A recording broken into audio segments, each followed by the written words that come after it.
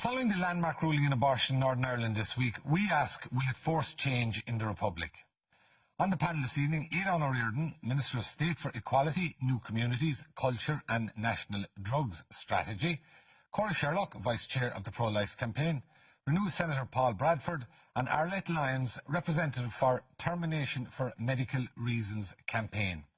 Mary-Louise O'Donnell and Ona Muraco will join us later for our preview of the papers. If you'd like to comment on the programme, you can text us at 53131, but place the word tonight before your comment. Send us a tweet at #VinB or email us at tonight@tv3.ie. Just to remind you that Vincent will be in the Limerick Strand Hotel for the Limerick City Constituency People's Debate on Monday next. We ask people to come along at 7 p.m. No ticket is required. We're just going to go to a clip in a minute, but just first of all to remind people who may not be totally up with it about Monday's ruling in Northern Ireland, in which Mr. Justice Horner said that women who are the victims of sexual crime and whose baby has a fatal fetal abnormality are entitled to exemptions in the law on abortion. He found that abortion legislation in Northern Ireland breached Article 8 of the European Convention on Human Rights by failing to provide exceptions to the prohibition on abortion in those particular cases. Now, let's just take a look at what Paul Bradford had to say in the Shannon yesterday. Language coherence is something I just want to mention, because language is not just powerful, it is a very strong weapon. And when we speak this easy phrase, fatal fetal abnormalities, we're talking about babies who have a life-limiting or a very life-threatening condition. They are human beings, and at least one grouping representing parents who had such babies who might have lived for a day, a week, a month, attempted to make their views known to the Oireachtas Health Committee here 2 short years ago, and were not allowed to do so. So I think we need to be sensitive. There are no such babies as babies with fatal fetal abnormalities. There are babies with very serious, very profound, life-threatening and life-limiting conditions, but they are still human beings. Paul, just to go to you, that sentence, there are no such babies as babies with fatal fetal abnormalities. Well, from a medical perspective, there is no such term as fatal fetal abnormalities. It's a term, I suppose, which has entered the currency over the past 3 or 4 years. There are, of course, babies with life-threatening, life-limiting illnesses, and that's the point I was making. And it's something which has been raised with me quite regularly. Again, I suppose over the past 2 or 3 year period by 2 groups in particular. One group, Every Life Counts, another group, One Day More. And they claim that they find this phrase particularly insensitive. They also, raise the issue of the phrase incompatible with life. They make the point to me, and I find it impossible to disagree, that once there is a prospect of life, be it for an hour or a day or a week, we can't say with certainty. But when prospective parents are told by a doctor, by a medical team, that there is virtually no chance of a baby surviving life, that's fatal fetal abnormality. Well, when parents hear such awful news, the first thing is that we must remind ourselves how dreadful that must be. The argument I was trying to present, and maybe I didn't do so perfectly, none of us are perfect, is that we need to be careful about the use of language. Now, people have claimed that they're upset with what I have said. I just want to put on record that groups who unfortunately weren't allowed to come before the Oireachtas hearings have said to us that the term fatal fetal abnormality is one which deeply upsets them, because in some instances their babies might have been born as they lived for an hour, a day, a week, and they wanted that view presented. They have sought actually meetings occasionally, I think, with both the previous health minister and the current health minister. They didn't do so. And could I also just remind you, Michael, in a Dáil debate some months ago, and as I say, I'm in the Senate rather than in the Dáil, but Minister Radker, I think, used the phrase that fatal fetal abnormalities were babies who were dead in the womb. Now, in fairness, he corrected the record of the Dáil. Yeah, so rarely would a minister correct the record of the Dáil. He corrected. Yeah. Okay, Arlette, I mean, tragically, you had to travel to Liverpool in 2011. I think you've spoken about it, to terminate a much-wanted pregnancy when you found out that your baby had no chance of survival. Yeah. What do you think of that in terms of the term, for instance, in the first instance? Well, first of all, thank you for allowing me to come on a personal view and also as a representative of Terminations for Medical Reasons. I suppose Paul's comments, you know, yesterday, the day before, it deeply hurt a lot of us, you know, saying that there was no such thing as a fatal fetal abnormality. It also, you know, it hurt people that didn't have a termination, that brought their babies to the end of the pregnancy. It also hurt them because it's very much was a fatal fetal abnormality. I think one thing that I really can't abide is the lies that are spread when it comes to fatal fetal abnormality or a severe illness. What kind of lies? Okay, well, a fatal fetal abnormality is where you're giving a 0% chance that your baby's going to survive. Now, we need to trust our doctors that that is the case. We get tests through the placenta. They're not guesswork. It is 100% accurate. And a baby with a disability, a special needs, or you know, a short life-limiting condition is completely different. And Anna, just to clarify, that people in your organisation and people obviously would have come into contact with because of your own tragic situation. In all those instances, or some or most of them, is it a question that they are told the baby has no chance of survival or little, or is it no chance? Is that specified? It's very specified, and since we lost our baby Sky, I have given birth to a little girl called Freya, who's now 28 months, and at my 12-week scan, I was told that it looked like she may have Down syndrome. And myself and my husband were like, that's fine, we'll proceed with the pregnancy. You know, there was markers there for that she might have something wrong with her. And we were saying, well, once it's not fatal, we'll go ahead with the pregnancy. I was offered an amniocentesis and I said no, because the risk of miscarriage, I wasn't prepared to do that. Freya was then born in July 2013 with a chromosome abnormality, a cleft palate, a hole in her heart, bilateral hip dysplasia. Her chromosome abnormality is called 4q deletion. She has been cared for by Crumlin Hospital, who are the most amazing people ever. She's doing brilliantly. She has a lot of issues. She has a CPAP at night. She is a child with special needs. She is a child that was born with an illness. She is a child that, you know, that Paul would refer to, or, you know, plenty of times Cora would refer to. The difference between Freya and Sky are worlds apart. Sky was given a 0% chance of survival because the tests were 100% accurate. And in Terminations for Medical Reasons, you know, we're there to support women and couples and families to proceed with their pregnancies and to give birth to their babies. But it should be the choice of the family. And Paul says that, you know, that there's actually no such thing as a fatal fetal abnormality.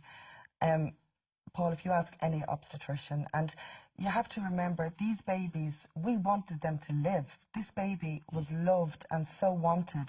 If anybody was going to fight for this baby, it wasn't Cora or Paul, it was me and my husband. And we would have gone to the ends of the earth to try and give that baby a chance. Okay. So to prevent the suffering of that baby, my 2 boys that I had at the time and myself, we chose what was best for us, except we were kicked out of this country to make that horrific decision. Cora, you believe that people who find themselves in the situation of Arlette, that they should basically continue the pregnancy? Well, I think, Mick, the first thing that I want to say, because I haven't met Arlette before, I have said it to her on Twitter, is that I am very sorry for your loss, Arlette, and the loss of her baby. And I know that that's a terrible tragedy for families to go through. I want to talk, though, just about one family that I know of, and that is the McBreen family. They were told when Mrs. McBreen was pregnant that their baby had a fatal fetal abnormality. They were told 100% there is no chance that your baby will survive. They were put under such pressure to consider their options, pressure from their doctors, that they eventually stopped going to their hospital. Because they just couldn't cope with the pressure. It was so traumatic. They were getting no support. They were told 100% your baby will not survive. She has a fatal fetal abnormality. There is no hope for your child. Grace McBreen recently celebrated her first birthday. She's learning to swim. You know, she is deeply loved by her family, and she's a member of, you know, she's a citizen in Ireland today, despite what the doctors said about her before she was born. On the basis, and that's a heartwarming story, but on the basis that certainly it would appear to be statistically very much exception rather than rule. On that basis, should those people who have faced that horrendous situation not have the choice in terms of the best way to proceed as to whether or not, if they're told that they should have the choice to have a termination in their own country rather than having to travel? You see, you're saying, Mick, that it's a statistic rather than the rule, but in fact we're not hearing enough from the families who have experienced the what the McGreens went through. You're disputing the general perception that the vast majority of those cases, unfortunately, there is no life.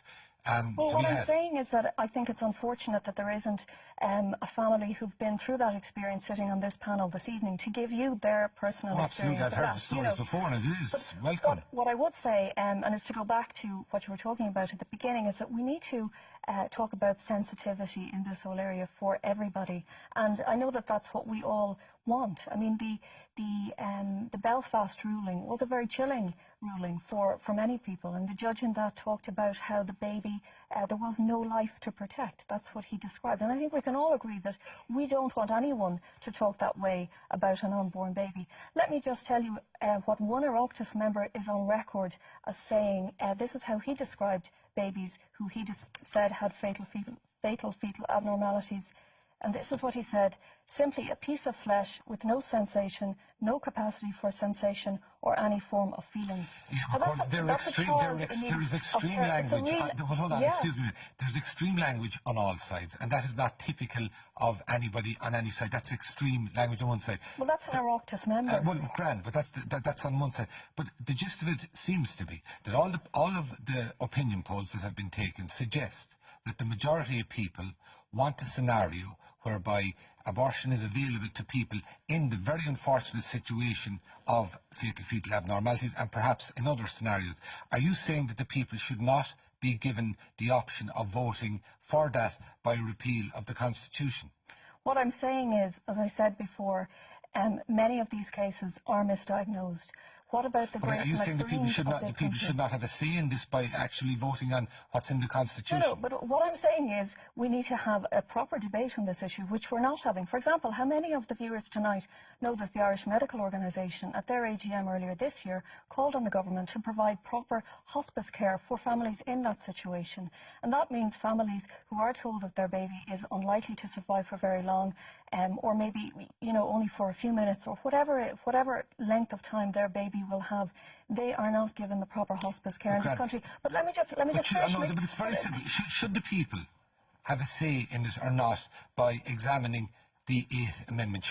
Are the people entitled in today's world, 32, 33 years after it was put in, and let's face it, an awful lot of things that should the people have a say? And if they so decide that it should remain the way it is, well then so be it, but at least the people today will have a choice. Are you against examining the amendment on that basis? The pro-life campaign is not, and has never been against referenda. What we are, hang on, let me finish. What we are against is a one-sided debate, which is what we're having at the moment, because like I say, I don't hear the politicians who are talking about this issue ever mentioning the fact that the Irish Medical Organisation has called for that specific support to be put in place. They completely ignore it. And the other thing is that we're not hearing from all of the families.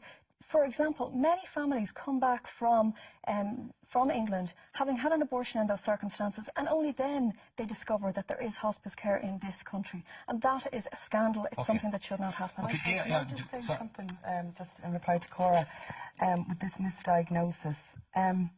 If there was a misdiagnosis where a doctor has told a couple, and it is a lovely story that that child is doing well, 100% your baby is going to die, and that baby is now 1 and learning to swim, that is a medical mispractice. Those doctors should be brought to court over that. We have rules and regulations for that.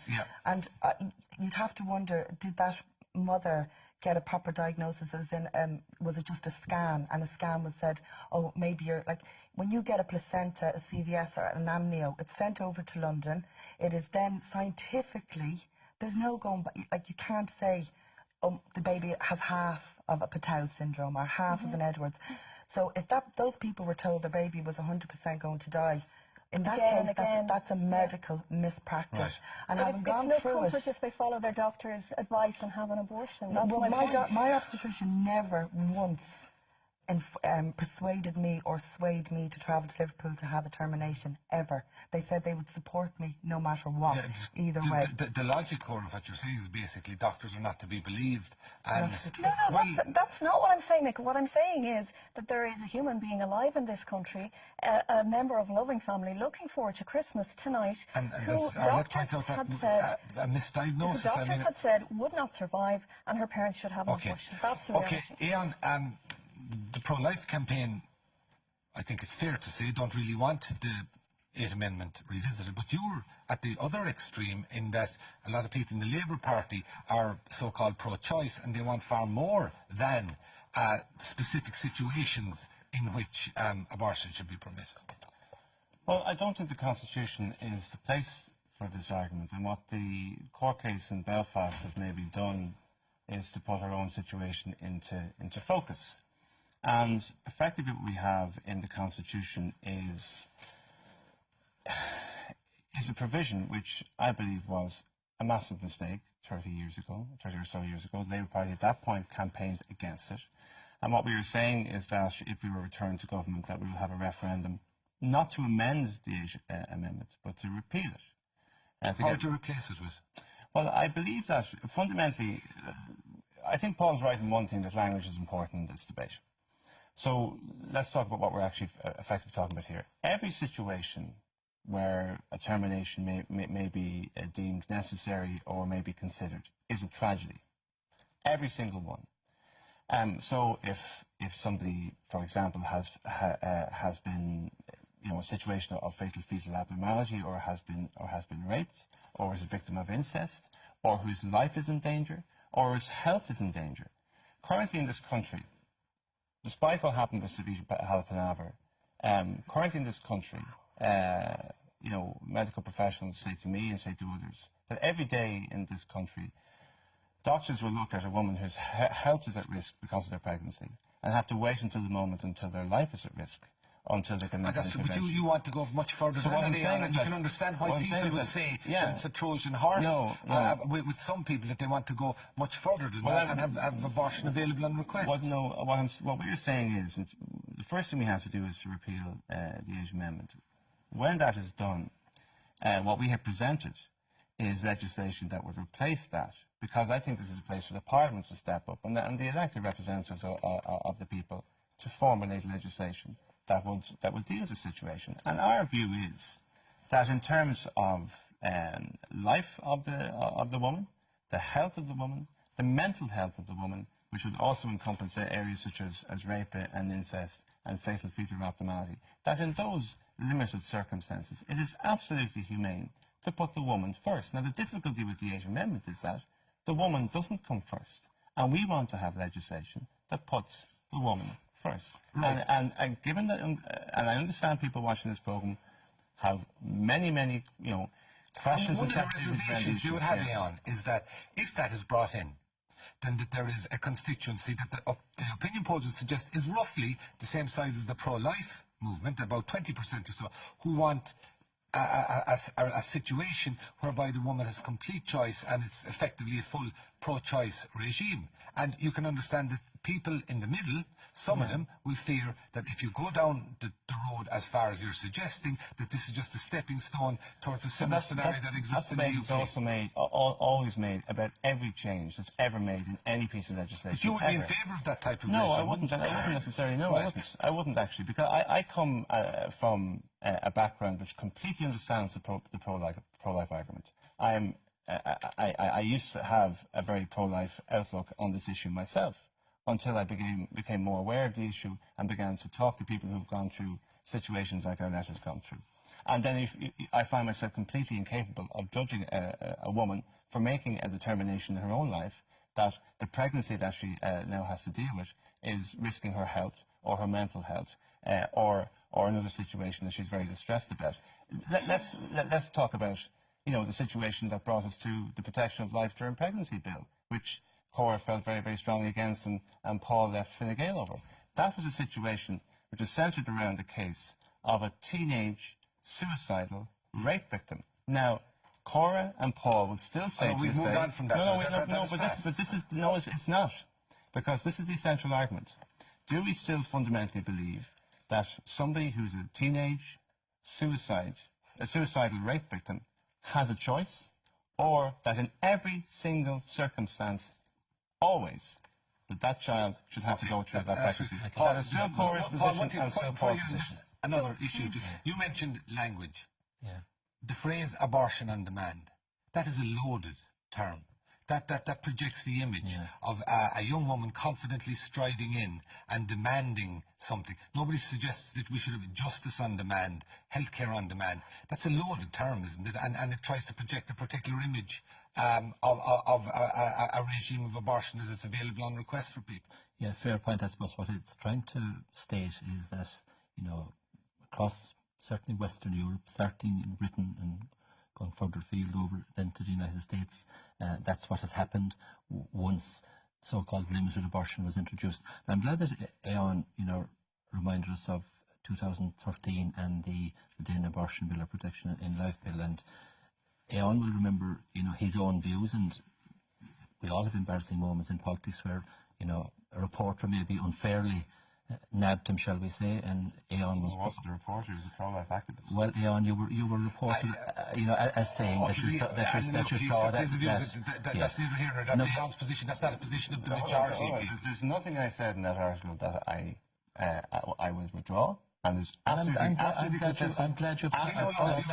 Will not be aware of what actually happened. We'll explain it briefly, very briefly. A pro-life activist came into my office, pretended that they had a friend who was in distress, pretended that that friend had been to England to have an abortion, wanted to know what the Labour Party were doing in terms of this area. I assumed, actually, because when people come to your office and say, my friend, you have to instinctively assume that this is the person you're dealing with. It was a pro-life activist who decided to record the entire conversation. And in my effort to try and console this person, this individual from the a pro-life campaigner, decided to go and give it to a Sunday newspaper. Nothing I said to that person I would withdraw. I absolutely, because everything that says that person's on the Arlette, one thing, first of all, Arlette, one thing that strikes me, people who've been through the tragic situation you have and those you're in contact with, is it very discomforting to hear this issue being debated constantly and moving, it would seem, at a snail's pace towards change? Yeah, you know, the likes of the three guys here on the panel, this is their job. This is not my job. I'm a mum. I have a regular job. To relive and rehash my personal tragedy constantly it's a horrible thing to have to go through. But I'm not going to stop, and neither are the couple of hundred families in TFMR. They're not going to stop either. So it's just I can imagine that it's for a lot of people out there who've been through it. It can't be easy to be listening. Sorry, Cora. Tomorrow somebody will be going through this. Next week somebody will be going through this. And whilst my own personal story is, you know, it's sad and it's horrible what happened to me, there are layers upon layers of even worse tragedy when it comes to this. Nick, I mean, I want to say again that there are so many people around this country this evening who are, you know, looking after and loving children who they were told would not survive, and that's a very important thing we need to be told that. I want to make one point about what Eoin has just said. The important thing about that report in the Sunday Independent, I think, was the fact that Eoin said at the time, I wouldn't say it on the radio if somebody asked me, is this legislation based on the X case going to lead to abortion on demand? Somebody went in undercover to the pro-life, they'd hear stuff that, I mean, that's neither here nor there. The majority of people don't come from either of your positions. No, but I have a political point to make here, which is very important, Mick, actually. The whole purpose of that time was where the Labour Party was consoling Fine Gael TDs that this was all they wanted, restrictive abortion.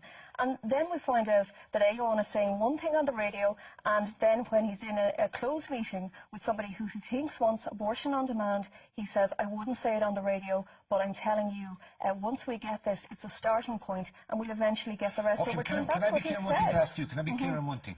Are you saying that you have no objection to the referendum or the amendment being revisited and being put to a vote by the people? No, what I'm saying is that, and what I've consistently said... But do you have an objection to that? Yes, I have, and this is why. Because the Eighth Amendment... Already, over the course of the show. No, I haven't. I've never changed my position, Eoin. Let me state my position. I haven't. The point about the referendum, which the Labour Party doesn't want to accept, is the fact that removing it means removing a human right from the Constitution. But the majority of people, things have moved on in 30 years, Cora. The majority of people would seem to want it revisited and to be replaced with something else. No, but you know, that's not what the polls are showing. The polls are showing that the Labour Party is completely out of step with the people on the ground. Party. The majority of people want it is actually, because the Labour Party are the people who are pushing for this, and they have consistently want it under certain pushed circumstances for it to be available. That has been consistently the case over the last 3 or 4 years. But you see, once we look at certain circumstances, once you, and Aon is right, you know, I will give him the point that he is consistent when he's off the radio or off air. Once you establish the principle that a human life can be ended, that is a principle that you have crossed a Rubicon, essentially. And your definition of a human life, if you look at not necessarily... If you look at well, it's science, biological, everything that we presume to be human. Human rights. But it is actually human rights. Yes, it is. The Convention of the Rights of the Child, the preamble says that the child is a vulnerable human being who is entitled to legal protection both before and after birth. If you look at every other country in the world where abortion has been introduced for these so-called hard cases, and we will always have hard cases which we must address in a sensitive and kind way, abortion always, it widens out. That's why you get abuses throughout the world. Just do you want to get in there?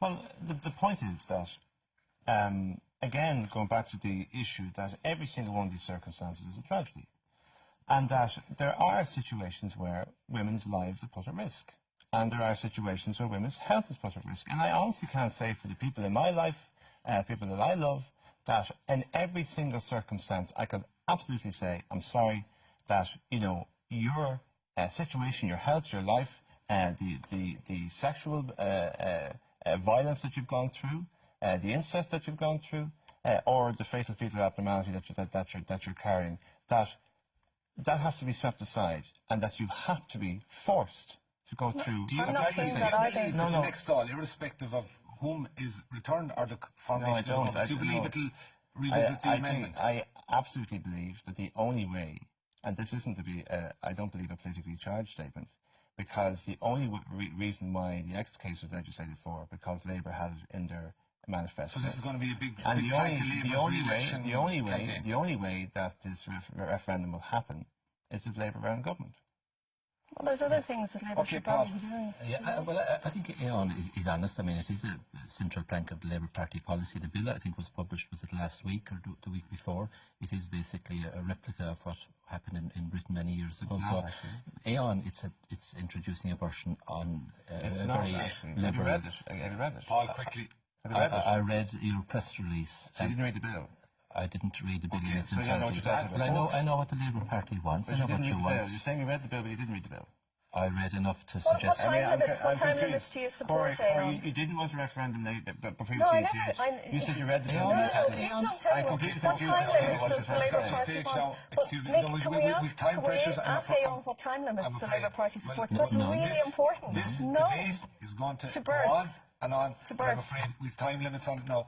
Harlot, Paul, Cora and Aon, thank you all very much.